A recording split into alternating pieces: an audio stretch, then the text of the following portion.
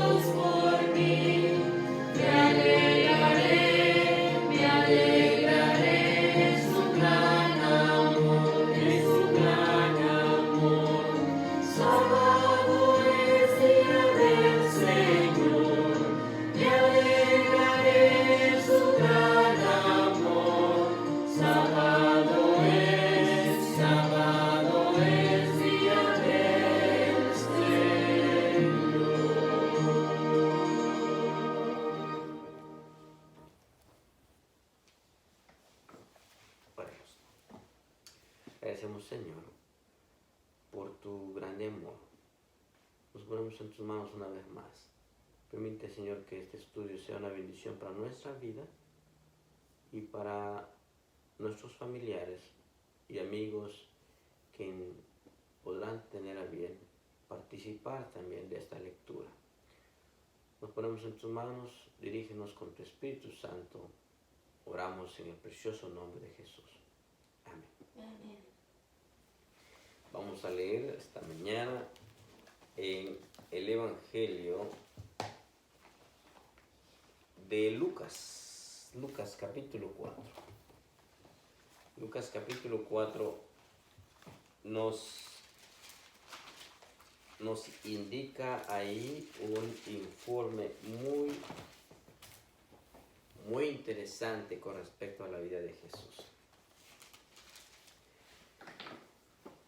Dice el versículo 16, Lucas capítulo 4, versículo 16. Antes de leer, voy a hacer una pequeña introducción que hice en el estudio anterior.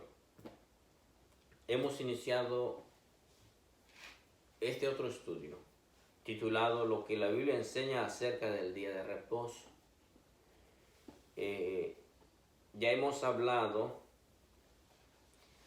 que el día de reposo lo encontramos en los 10 mandamientos expresados en Éxodo capítulo 20 del versículo 3 hasta el 17, pero específicamente en el versículo 8, 9, 10 y 11 aparece escrito ahí, informado con respecto al día de reposo.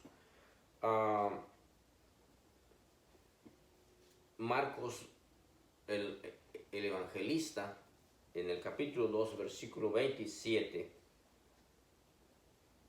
registró palabras de Jesús cuando Jesús hablaba acerca del día de reposo, diciendo que el día de reposo fue hecho para El hombre. Para beneficio del hombre, del ser humano, y no el hombre se hizo para beneficio del día de reposo. Entonces, tiene un beneficio. El día de reposo tiene beneficio para la humanidad. Y encontramos también en Génesis capítulo 2, del versículo 1, 2 y 3, que Dios desde la creación instituyó el día de reposo y puso 3 bendiciones en el día de reposo. Primero fue reposo, ¿okay? Bendición y santificación. Así que por el poderoso Dios eterno, el día de reposo está bendecido, santificado y reposado por Dios. Y ahí se encierran grandes beneficios para la humanidad. Concluimos además que el día de reposo para nuestros días es el sábado. ¿Okay? Así que mientras ustedes o mientras quienes tienen la oportunidad de ver nuestras grabaciones, nuestros estudios, pueden ver ahí lo demás que hemos comentado. Hoy nos basaremos en Lucas capítulo 4, versículo 6, en donde nos contestará el evangelista Lucas, ¿qué día Jesús reposaba? ¿Qué día utilizaba Jesús para adorar a Dios? ¿Y qué hacía en ese día? Dice entonces Lucas 4:16. En mi versión dice así: vino a Nazaret, donde se había criado, y en el día de reposo entró en la sinagoga, conforme a su costumbre, y se levantó a leer. ¿A dónde llegó? A la sinagoga. A la sinagoga. ¿Qué es una sinagoga? Es un templo, a lo que hoy conocemos como una iglesia. Y el relato dice así, por si se les olvidó el texto y no tienen Biblia en sus manos en este momento, es el versículo 16. Lucas 4, versículo 16, dice la Biblia, Jesús fue a Nazaret, donde se había creado, y conforme a su costumbre, así que era su costumbre. ¿Qué acostumbramos nosotros a hacer en nuestra vida? Muchas cosas, ¿no? Acostumbramos comer, acostumbramos a vestirnos, acostumbramos a descansar, a dormir, acostumbramos a trabajar, acostumbramos a hacer muchos tipos de actividades. ¿Y qué acostumbramos a hacer los lunes? ¿Qué acostumbramos a hacer los martes? ¿Qué acostumbramos a hacer los domingos? ¿Qué acostumbramos a hacer los jueves? La escritura nos dice que Jesús acostumbraba a hacer algo en un día específico. Por ejemplo, el día de reposo, de acuerdo a su costumbre, conforme a su costumbre, vino a la sinagoga en el día de reposo y se levantó a leer. Así que de acuerdo a la escritura y al ejemplo de Jesús, nosotros también podríamos adoptar eso, ¿no? Esta mañana solamente nuestra lectura está basada en este pasaje, pero vamos a leer algo para complementar nuestros estudios también. El domingo no es día de descanso bíblico. El ser humano puede utilizarlo para descansar, pero bíblicamente no lo es. En el Nuevo Testamento aparece 8 veces la expresión primer día de la semana, refiriéndose al domingo. Podemos corroborarlo en el Evangelio de San Mateo capítulo 28, versículo 1. No lo vamos a leer, solamente voy a dar las citas y con tiempo, quienes quieran analizarlo, pueden ir a la Biblia y tomarse su tiempo a leer. Mateo 28, 1, entonces aparece ahí como Primer día de la como semana. primer día de la semana, el domingo como primer día de la semana. Marcos 16, 2 y verso 9 también. En Lucas 24, 1 también lo encontramos. En el Evangelio de San Juan 21 y 19 también lo podemos encontrar. En Hechos de los Apóstoles, en el capítulo 20, el versículo 1 y el versículo 7 también. En la primera carta de Corintios 16, verso 2 también. Todas las veces se le asigna el nombre de primer día de la semana, sin atribuirle significado religioso.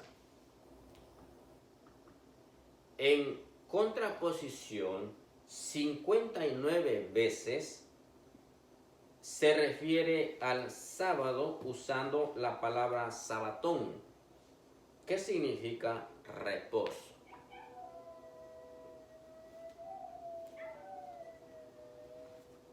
El cardenal Gibson, en su libro La fe de nuestros padres, New York, escrito en el año 1928 en la página 98, nos dice lo siguiente.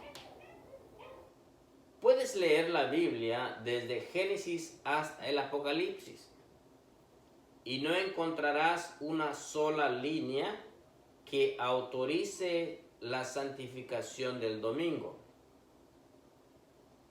Las Escrituras hablan de la observancia religiosa del sábado, día que nosotros jamás santificamos. Eso fue dicho y escrito por el cardenal Gibson. Y ahí está la cita, pueden retroceder el video y analizar la cita en donde fue tomado este pasaje, escrito en su libro La fe de nuestros padres, New York, 1928, página 98. Vamos a orar una vez más para concluir nuestro estudio de esta mañana. Amante Dios, Padre, nuevamente venimos ante ti para reconocerte como nuestro Dios. Suplicamos, Señor, que perdones nuestras faltas. Y te agradecemos por tu palabra una vez más. Que tu Espíritu Santo nos siga dirigiendo y enseñándonos a medida que la leamos, cada momento que la abramos. Nos ponemos en tus manos a lo largo del día de hoy. Que tu gracia, Señor, nos acompañe. Amén. Gracias por tu gran amor y tu misericordia. Y por el santo día de reposo que has dejado para beneficio de la humanidad. Permítenos, Señor, adoptarlo en nuestra vida. Y conforme a tu costumbre, buscarte a ti en adoración, ir a tu templo, abrir tu santa palabra, leerla como lo hacías tú cuando estuviste en la tierra, y conectarnos contigo a través de la lectura, a través de la oración. Además, poder hacer obras benéficas a nuestros prójimos durante esas horas del día santo. Nos ponemos en tu mano y te damos gracias en el precioso nombre de Jesús.